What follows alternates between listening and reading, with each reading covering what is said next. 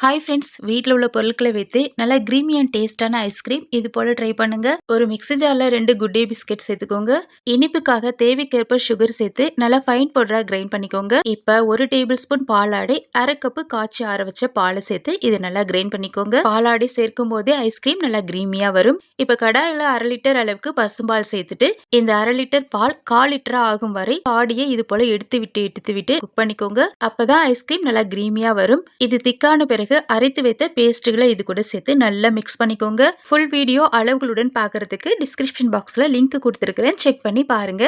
இது நல்லா மிக்ஸ் ஆன பிறகு 2 டைரி மில்க் சாக்லேட்டை நல்லா பொடி பண்ணி இது கூட சேர்த்துக்கோங்க. 1 டீஸ்பூன் வெண்ணிலா எசன்ஸ் சேர்த்துட்டு இது நல்லா திக்காகும் வரை மிக்ஸ் கொடுத்துட்டு இது நல்லா ஆறுன பிறகு மிக்ஸி ஜார்ல சேர்த்து நல்லா கிரைண்ட் பண்ணிக்கோங்க.